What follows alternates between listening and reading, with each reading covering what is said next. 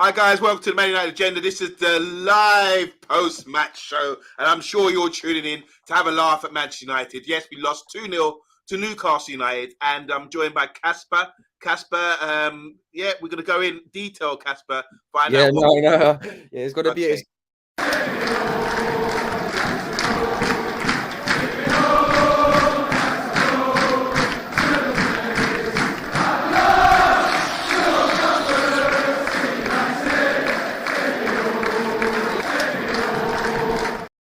Welcome to the Man United Agenda. OMONDI Juma here. We're joined by Casper. Casper, how you doing, bro? How you doing? Yeah, not too bad, mate. Not too bad. Yourself? You refed today. You done a yeah, I did. Good game, was it? Any young gems you noticed? Yeah, no, young gems. It was men's game, so yeah, it was a friendly game because my league game got called off last minute. So it was a game. A game's a game, isn't it? Got a league game tomorrow on other side of London, but it's fine. Life of a referee, eh? Anyway, we're going to go into the show. Adil saying we're back in the top four. Oh, my God. Big up, Adil. Hope you're doing well, bro. Yeah, let's go into this because we'll talk about this result. We could talk about the performance. We'll talk about the lineup, play ratings. And the top four, are we in jeopardy now of top four? All right, first things first. Let's just talk about the lineup. We started with De Gea in goal. No question marks there, is there, Casper? Look at the back four, Casper. We had Dalot, Varane, Martinez, and Shaw. I heard that Wan-Bissaka got ill or something. Yeah, he did. It was a Man United actually released an article 2 days ago or a day ago saying that he's unavailable for today's game. How do you feel about that? Do you think he would have, because it was Dalot against Maximus? I mean, obviously he's more pacier, Wan-Bissaka. You know, he probably would have. It reminds me of the Mbappe Walker matchup at the World Cup in the quarterfinals, England France. It's hard to blame on individuals that cost Manchester United. I don't think Wan-Bissaka or Dalot, whoever would have played, I think the scoreline would have been the same. To be honest. And then Fred didn't play today, he didn't start. What do you think the thinking behind that? Because in the midfield, you had Sabitzer with McTominay. You know, Scott McTominay's on a roll, you know, scored 2 against Cyprus, 2 against Spain for Scotland. So I understand maybe Erik ten Hag wanted to go on form. That's why I understand that decision. Obviously, Sabitzer as well. Obviously, there's no Casemiro as well. He's suspended. He's got one more game to go. Wednesday's his last game against Brentford, and he'll be back for the Saturday game. So yeah, brilliant. Here we go with the Bruno. No question marks there. Yeah, no Anthony started, Rashford and Weghorst. Now, before the game, do you think that's a good starting lineup? Those three up top.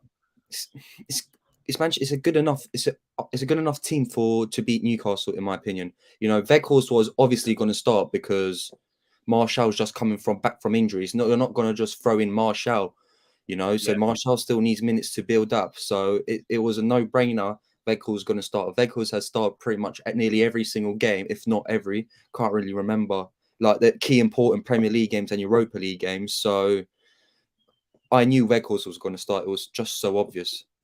Okay, so obviously the starting line was De Gea, Dalot, Varane, Martinez, Shaw, Sabitzer, McTominay, Bruno, Anthony, Rashford, and Weghorst, and it wasn't enough. Just want to say once again hi to Adil.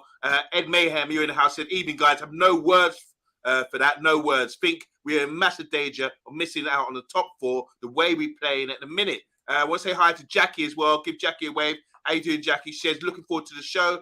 Nice to see you, Jack.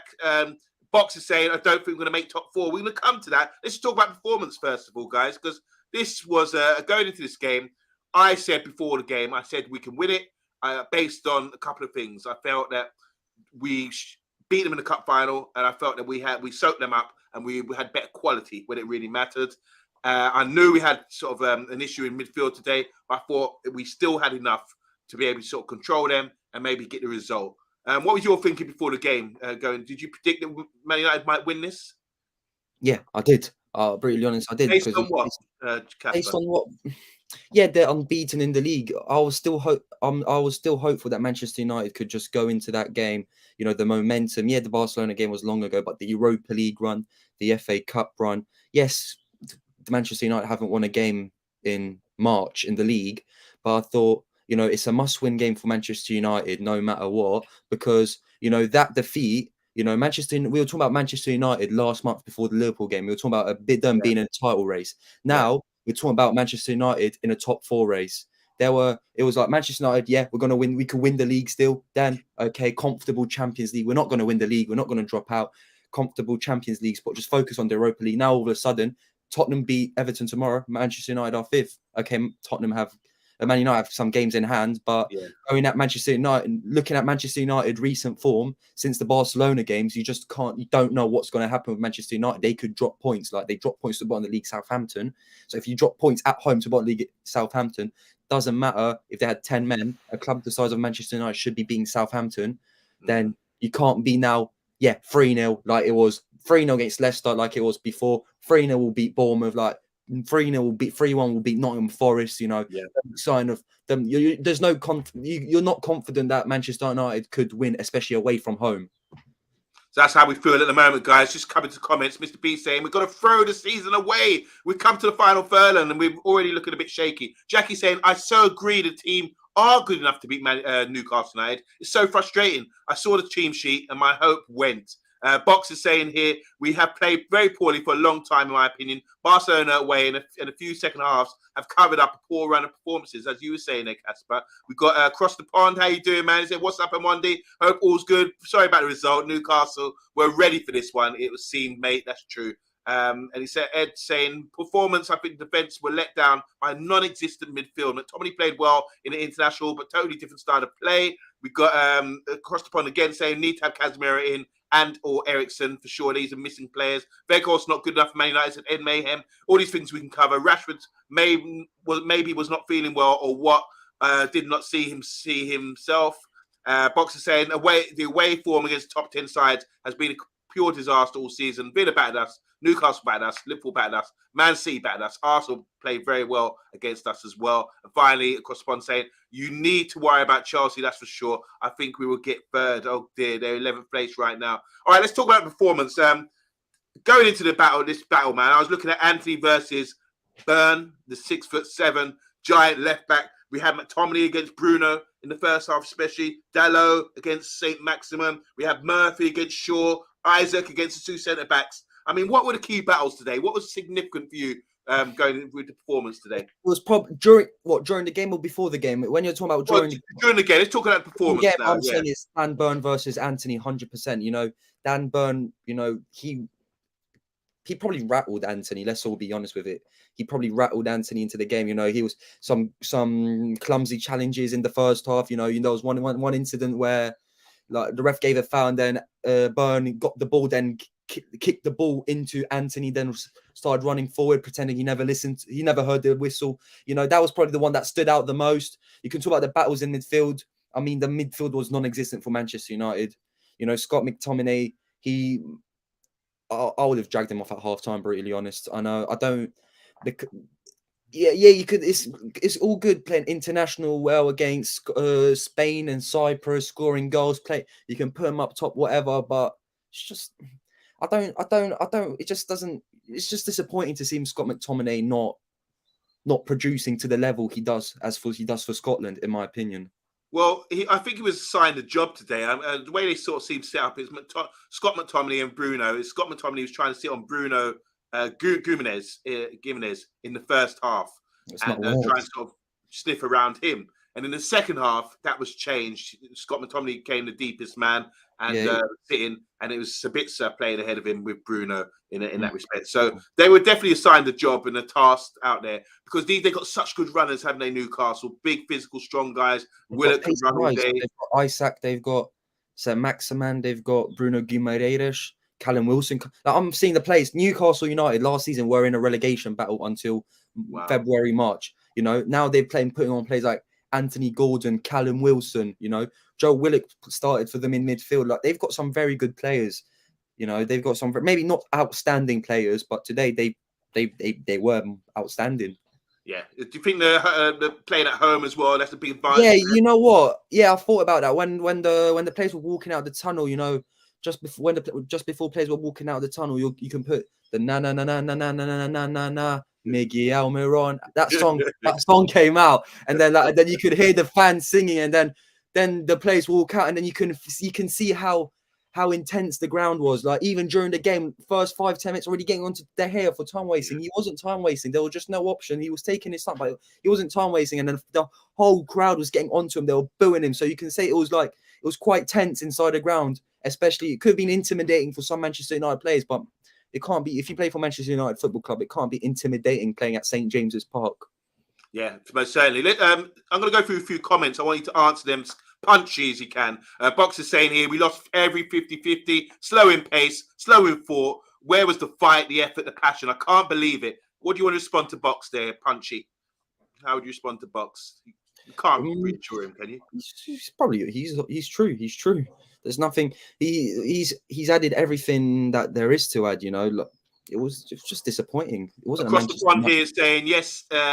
Was not a little bit weird to take off both centre backs. Wild, I would never do that. This is late in the game. Let's come on to that. Just quickly respond to that. Taking the 2 centre backs off late in the game. I see why he did that, to change to 3 at the back, because Lindelof actually came on for the corner, I think it was, and then straight after, when the corner took place, he signalled to someone.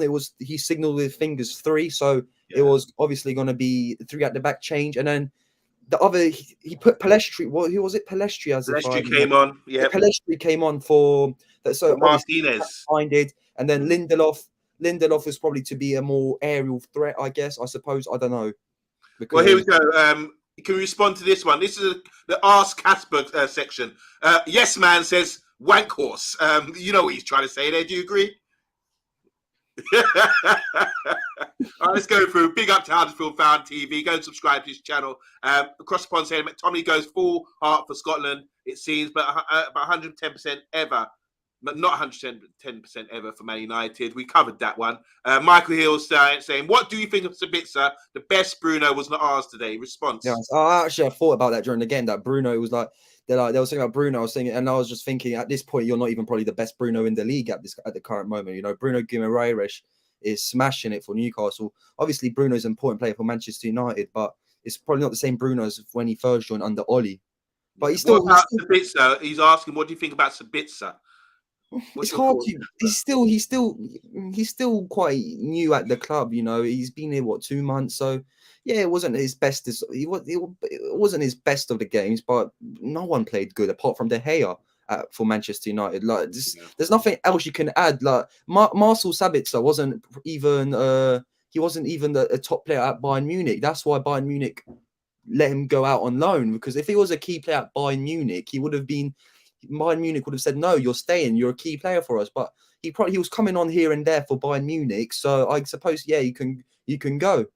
Now this could change. I don't know. It's a loan deal to the end of the season, right? Yeah, it's a loan deal. That's right. So now Thomas Tuchel comes in. Depends if he's. Casper, can I ask you? Have you made your judgment on Sabitzer already, or do you feel? No. I'm not going to make no judgment to no player when you're just new. I'm not even making a judgment towards Val Weghorst, despite him not scoring goals. You know, Val Weghorst has probably come in. Yeah, you're a striker. There needs to be more outlets to score goals. We can't Manchester United can't rely on. It's all about Rashford, isn't it, with the goals? Yeah. Tally. Emma Kay is sitting here. If you think we were going to win this, then you're a bit delusional, in my opinion. Casemiro out. We won the final over them, and we don't do well after internationals. They were always going to win. So maybe in hindsight, Emma's got a point here. Jackie, respond to this. Ask Casper the section saying Jackie saying Scott seemed like a nice lad, but he's employed at United to play football, which he struggles with at an elite level. His level is championship. Is Scott McTominay a championship player? Take him to Scotland. He's Scottish. Take him to Celtic or Rangers. They'll love him straight away. You know, people will say, oh, yeah, the Scottish Premiership's that level. The other teams, yeah, but Newcastle won Scott McTominay. They're linked with Newcastle, linked with Scott McTominay. So he must be decent if a Champions League contending side want to sign Scott McTominay. I don't think he's championship level. That's the feel from the comments is Scott McTominay, Weghorst. These guys are getting it. Box is saying when Weghorst presses the keeper, he seems to slow up as he reaches the opposition keeper. What is the point of not committing with a challenge once in a while? Otherwise, he's just running around like a headless chicken, he's basically saying there, talking about his pressing. Sancho needs to sort his game out, says MUFC, and Weghorst definitely isn't a striker. Those are the comments so far. Let's talk about performance. You talked about saves. I mean, in the first half, De Gea made a point-blank save from Made 2 point-blank saves, no? yeah. From it was I first of all said it was Isaac came in. 5-0, if not David De Gea. You know, yeah, 2 point-blank saves, and then to be fair, that was a bit fortunate. The rebound when Willock shot into De Gea, that was a bit fortunate. Willock should have finished his dinner for me. I felt Willock should have finished his dinner twice or 3 times during the game. Yeah, had a few chances. So at that point, going into half time, we were under the cosh. We did have a shot all on target all first half. But were you still sort of confident the manager would take them into the change room and sort of you'd expect them to? Yeah, no, it was like first 45 minutes. It was all Newcastle United. You'd expect them to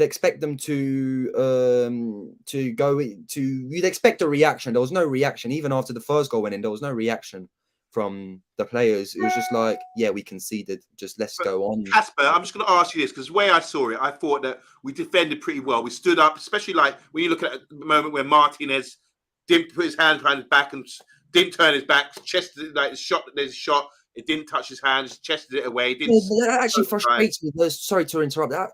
Okay, I'm just going to go slightly off topic with that. It frustrates me when I'm seeing fans from that aren't Manchester United fans just putting a picture up of the incident, and then they're just saying, oh, robbing, like supporting Man United, this and that through referees. Like, show the full footage, show what actually happened. You know what I mean? Of course it's not a handball. It's a good decision. I know, I'm not saying that, but I thought that's good not to turn his back. He didn't even close his eyes, didn't blink. He just stood there and blocked the shot, and that was good. And I thought that was we blocked a lot of their shots and restricted them to half chances, apart from the header in the first half. So I thought it was the defensive side of things. I thought we were okay. And I thought, okay, let's develop the attacking side of our game in the second half. Manchester United fell apart even more in the second half. You know, De Gea made like into the one when Martial was on the line where he tipped it onto the crossbar. I don't remember who shot that. It was a header. And then there was an incident about a high foot that they were talking about going to VAR. That was that shot as well. He made point blank. De Gea made 3 or 4 point blank saves. And then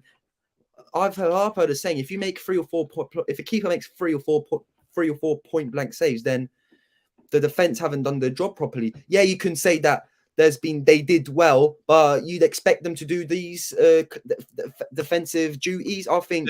Casper, there was an inquiry earlier, but in the comments saying that the midfield let the defense down. I said that. If you remember, I said that before. Big up Delano Francis, all the way from Jamaica. He said we struggled with our midfield dynamic today, clearly because we've got players out. Emma saying here, didn't understand the attacking subs. I would have taken a Weghorst and Bruno for Martial and Sancho. So Sancho would have been in the 10 role. We've got across the pond saying Willock and Bruno yeah, they had nice matches. Willock could have scored a couple of goals, and Isaac as well. Just quickly touch on Isaac. What do you think of him as a player, as a striker? Very good. His goal output's not great, but I think he contributes so much. He's probably the striker that Manchester United should have signed instead of Weghorst. Probably that's the striker. Obviously, he joined in the summer, and Weghorst joined in December. But you know, he scores goals. He turns up. You know, the last minute penalty against Nottingham Forest a couple of weeks ago, the 2 goals against Liverpool at the start of the season when on his debut.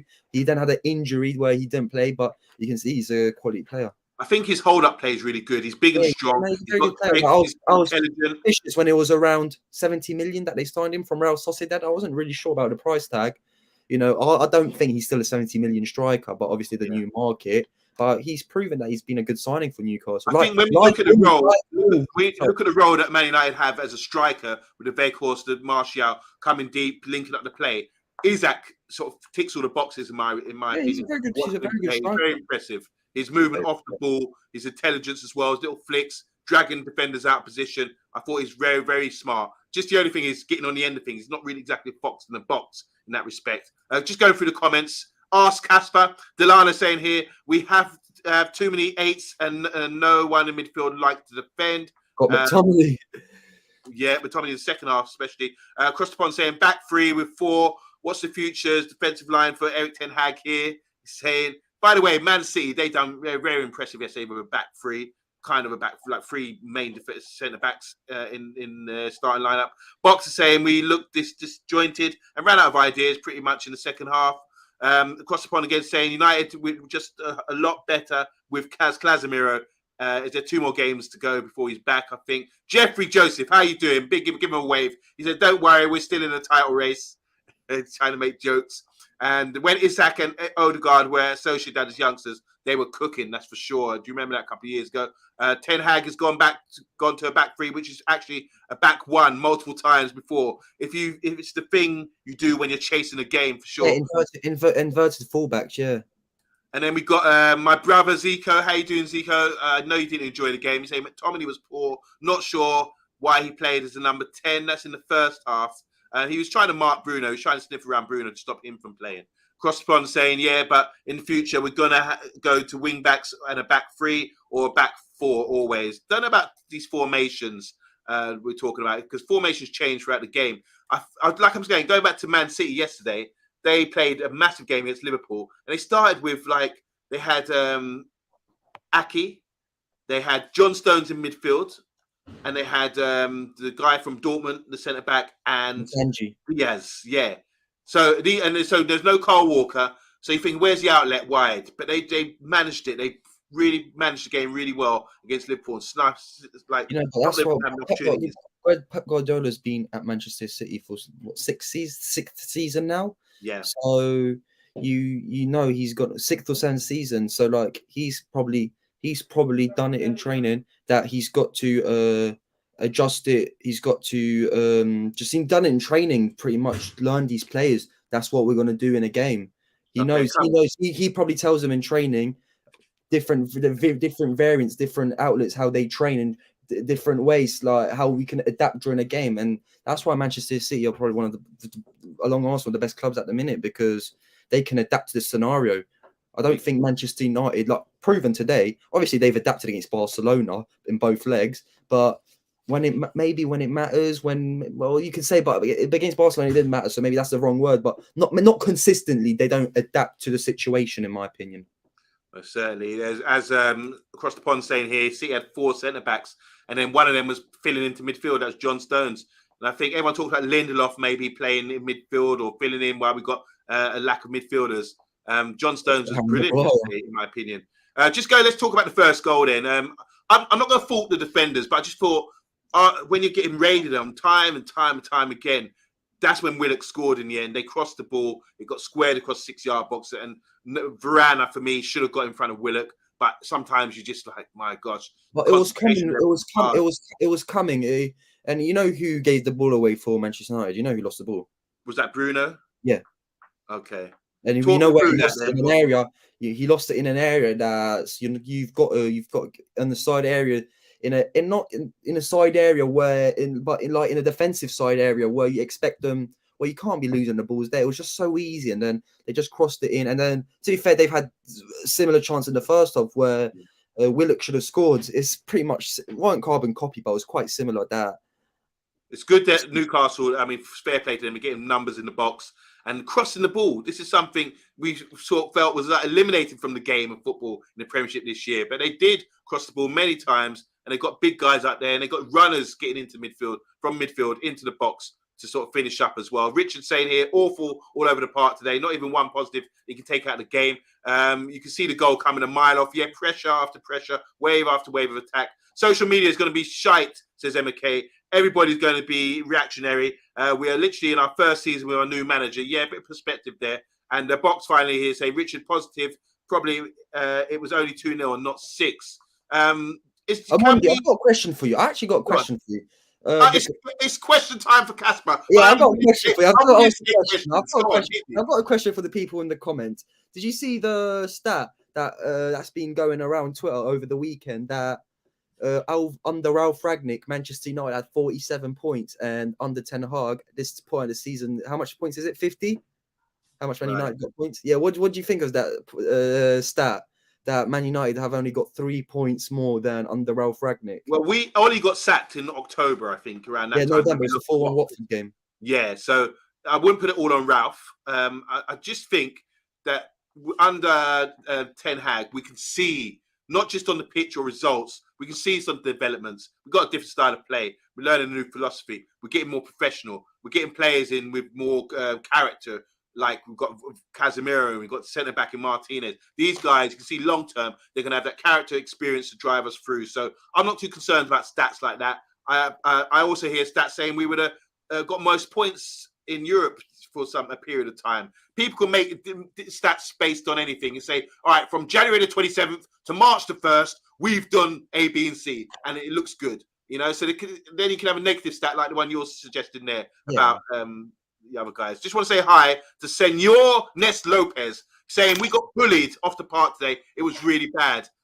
MUFC, I know you go to games. He's saying if you don't turn up ready to give everything and don't expect to come away with a win, these are the basics of football, and we didn't even do that today. So you've got to earn the right to play, earn the right to win. And yeah, he got a nod there from across the pond. And Mr. B saying, agreed, Senor Lopez. Let's go back to this. Senor Lopez, we haven't seen him before, but welcome to Man United Agenda.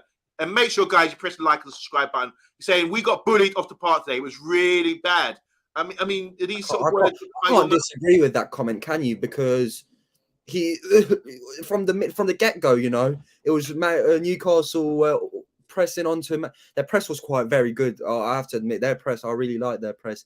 They were just from the get go. You can see that they were pumped for this fixture. They knew that a win, we're overtaking Manchester United. We're in that third spot, in that spot that Newcastle have been for majority of the season. It's only since December or January when Man United overtook him to come third, because we mustn't forget that Newcastle were in a title race just until the World Cup. Yeah. They were in a title race, and then obviously slacking form Jan, Feb, March time. It's caused them to be now fifth, but they're a very good side as they've proved it. So they were up for the game, because Manchester United, I think you know what's happened on Monday, because they're in a title race. These Man United players, they were thinking, we're not in a title race. Okay, after the Liverpool game, we're not in a title race anymore, because but we were still in a title race before the Liverpool game. We're not in a title race. We've got Champions League guaranteed 100%. That's what they were thinking before the Southampton game. They dropped points to Southampton. They've dropped points today. They were 8 points above Newcastle before the Liverpool game. Man United, 8 points. Newcastle have won the last 3 games in a row. They beat today Man United. They beat Nottingham Forest and they beat Wolves in the last 3 games. That's 9 points in comparison to 1 point that Manchester United had. So, just right. The final point before we talk about performance. Obviously, we're 1-0 down. We want to get a result.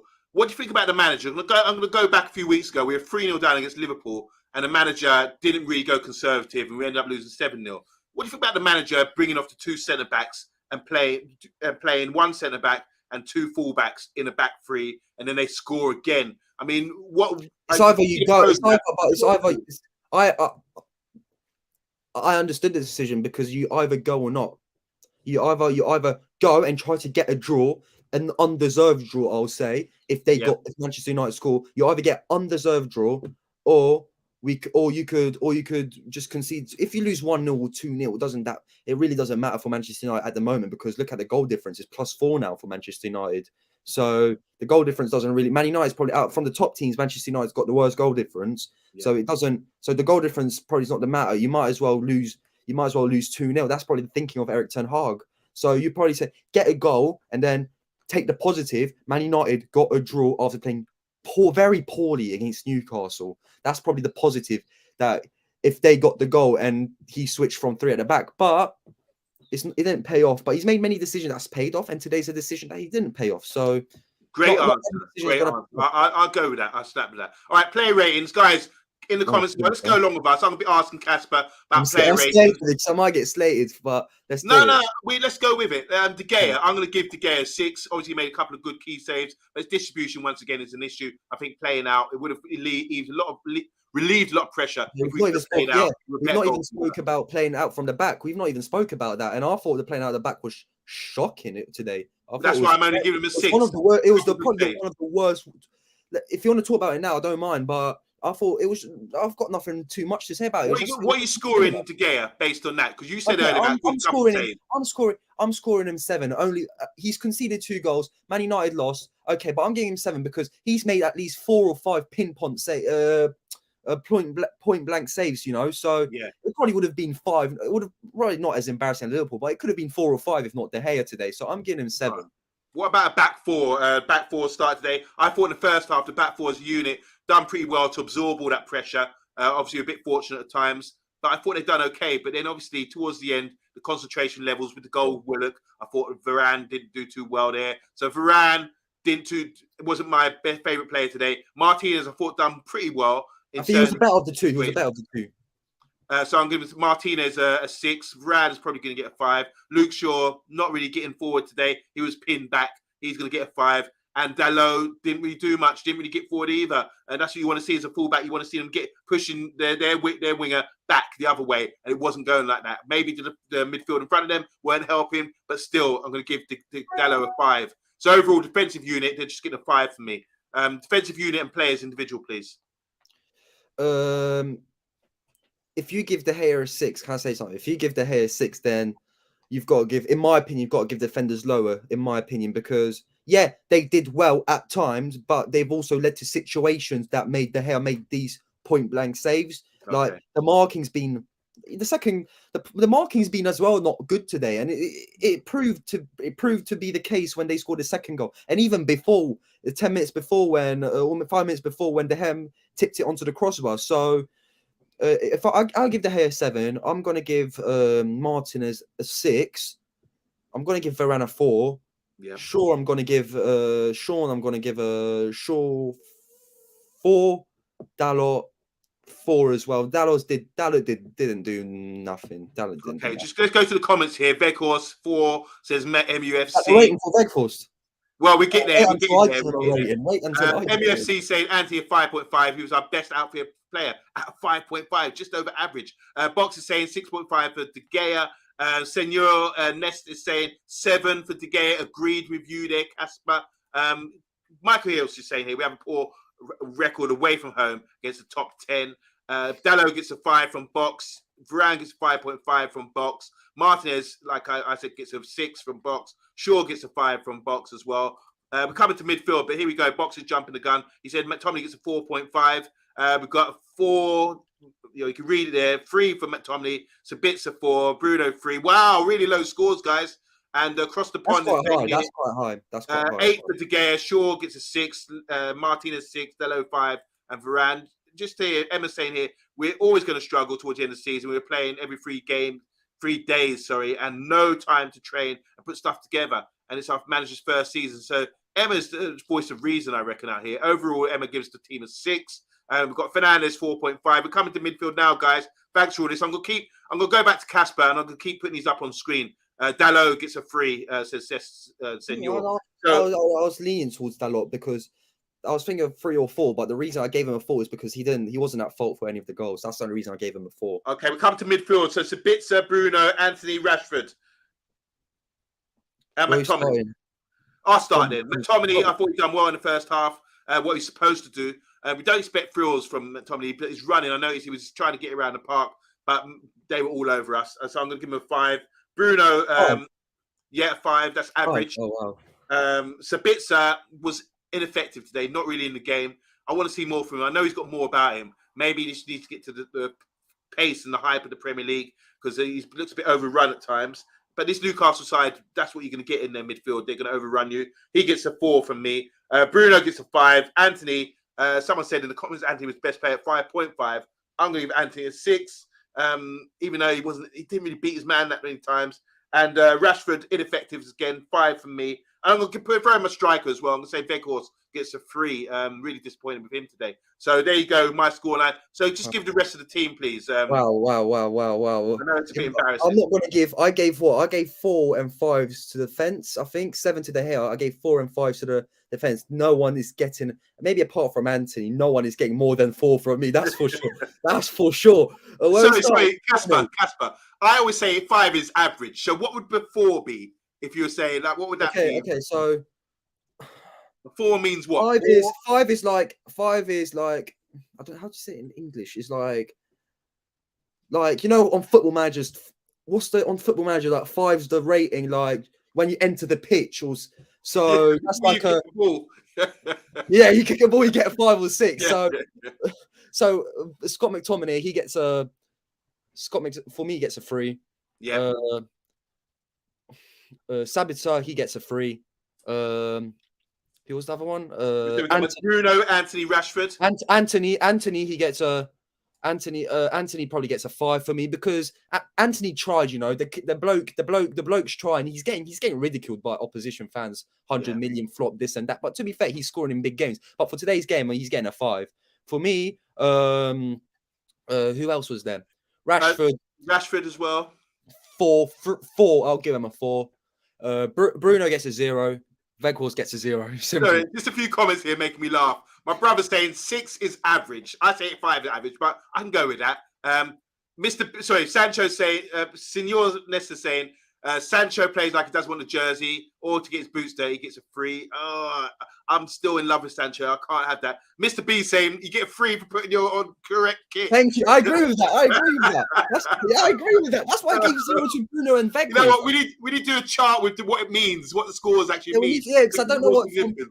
For me, you're expected a player like Bruno Fernandes on the money you are. You're expected to perform. I'm sorry, on the money you are. I'm expected as a captain of Manchester United when Harry Maguire is not there. I expect you to perform. For me, I don't know. I'm sorry. You gave him a 4 or 5. I don't know where you're getting 4 or 5 from.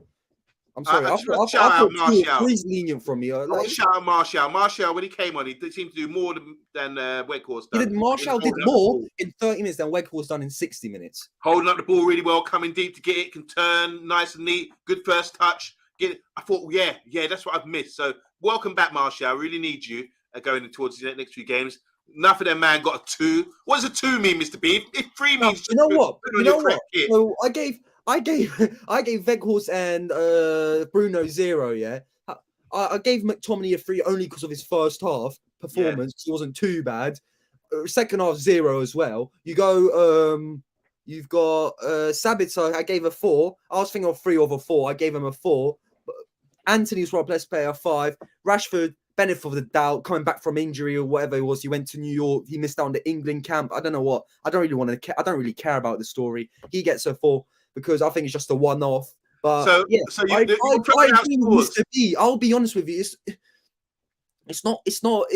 Majority of players should be weren't getting just not good enough for it. You know what? On Twitter now, they crumbled under pressure. They crumbled under pressure. Casper, on Twitter now, we're gonna have to do like what the scores actually mean. And I love this because the 3, this is a brilliant one. I'm going to repeat this. Mr. B is saying a 3 means putting on the correct kit. And that is just like hilarious. But here we go. With 4. We got a 4. MUFC saying a 4 means ground. That's a 0. You're expected to guys, what does a 2 mean? What does a 2 mean or 1? No. 0 means that you were sleeping. 0 means you were sleeping. My brother here, Zico, saying 7 is good, 8 is very good, 9 is excellent, and 10 is outstanding. I agree with that. Yeah. I agree with that. Anyway, guys, let's go to the final topic here, which is going to discuss. It's a big one. It's top 4 in jeopardy. Now, you just touched on it earlier. Now, I'll just ask everyone in the comments as well. Is top 4 in jeopardy now, guys? Are we really nervous now going into April? Like we've got 7 Premiership games. That was the first one. Once the players come back, Eriksen, we've got Martial back now. Are you still nervous? Are we going to make top 4? Is it in jeopardy? We've got Spurs, we've got Liverpool, we've got Brighton, Brentford, Fulham, all these sides capable of going on a run. So is top 4 guaranteed or is it in jeopardy? Over to you, Casper. Top 4's not guaranteed, that's for sure. But, you know, last month we were talking about us being guaranteed Champions League football, potential title race, despite I didn't think that Man United were never in a title race, despite being 5 or 6 points. Like Man United, look at Arsenal, look at how Arsenal good are playing, and Man City, look how good they are. You know what I mean? So I don't.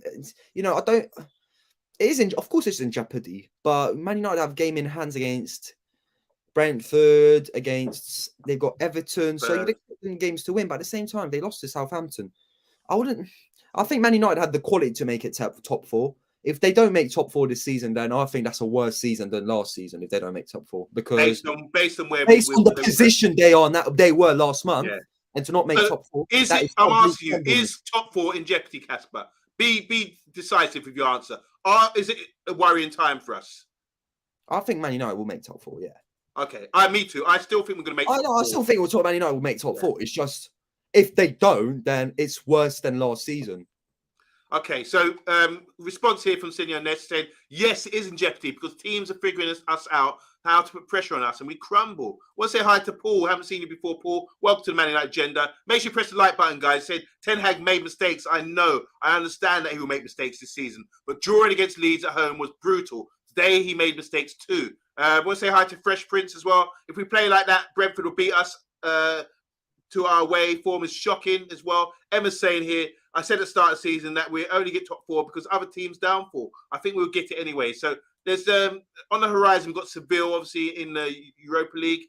When it's Seville, that looks a little iffy. Now I'm bright. No. You know, so I think Man United should cruise past me at Seville, because if you're observing the La Liga, they're in a relegation battle this season, Seville. So I think they're 17th, 16th. So they're not playing too. They're the worst team. They're the worst Spanish team that Man United has got to play. So yeah, they're down there in the league, aren't they? I think Seville should be. I wouldn't say it's a light job or light touch, but they're probably you'd expect Man United to beat them, especially on the European form they are. However, league form, and then the semi-final, potential semi-final coming up against Juventus or Sporting, I'd be more worried about that. Okay. So the issue here is we asked the question, is it in jeopardy? So what they're saying, so Senor Ness is saying, when teams put us under pressure, because there's so much data in the Premiership, they realise now you put Man United under pressure, like they did today, Newcastle, that we crumble. Is that the truth? From what we've seen, is there any evidence for that? I don't. Well, they crumbled today. They crumbled at Anfield. I think they do. Not enough players take responsibility. Maybe that's the right phrase. Not enough players take responsibility. There's maybe a few that take responsibility. Okay, talking about clear out. Yeah, we know McTominay, Maguire, Lindelof, Fred, all average. We need a centre forward as well. Here's what we say. Neil, how you doing, man? He says we'll be top 4.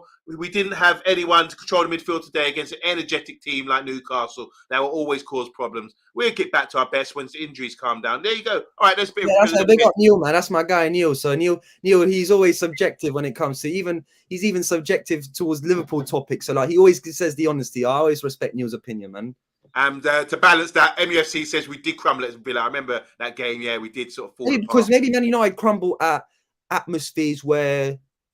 Like today was when the players were walking out, it was quite intense atmosphere. So I don't know, maybe it's like you got World Cup winners, you got Champions League winners, all these big players. But yeah, I hear what you're saying. A couple of years ago, we couldn't lose a game away. We're in transition at the moment, says Emma, the level-headed Emma. She's saying we are going to stumble. Just be happy it's not for consecutive games. What I like about the manager, he always seems to come back strong from poor results. When we lost against Brighton, he's still not come back. He's still not come back from that Liverpool score. He's still not come back though. Well, hopefully we get a players. Say the Europa League, I understand that, but in the league, he's not come back from that Anfield result yet. Okay, so finally, 5th in the league. If you were offered 5th and Europa League win, I'll take the Europa League win, get a medal, Champions League football, and a seeded one in the pot. There you go. You get seeded, don't you, if you win the Europa League? All right. Any last words from my man Casper? Any questions for Casper, guys, before we sign out? Because it's been a bad day at the office, and I hope we've answered all your queries and everything else. And then thanks for all the great comments. Saying here, yes, true, not come back from the Liverpool result. Yes, they agree with you there, Casper. And Emma saying made mistakes this season, so it doesn't happen next season. There you go. Bad result, bad day at the office, but Newcastle are up there. And it's going to be a tough fight for the end of the season. But we'll be back because there'll be games every couple of days at this rate because we've got 7 this month. So we'll be back on the Man United agenda, 8:30 during the week. Where can we find you, Casper? Where can you find me? On Instagram, on Twitter, just my name and surname. Don't know if we're going to... I'll speak with you off camera, but yeah, just find me on Instagram. I'm on everywhere. You're supposed to say you'll be here. I'm on my Facebook, commenting always on my Facebook, so I appreciate the support.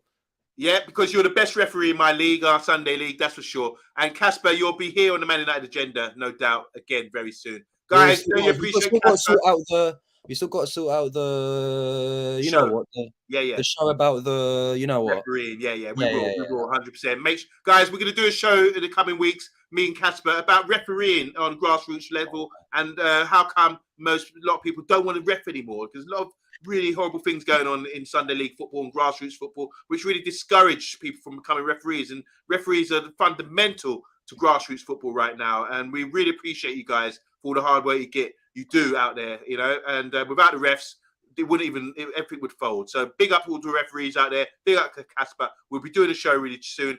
Listen out for it. We will be advertising it. Casper, appreciate you once again for giving you a level-headed, intelligent viewpoint about this game today. We're signing out for the Man United Agenda. Appreciate everyone in the comments as well. Thanks for tuning in. And we'll see you very soon, tomorrow, 8:30. Good night.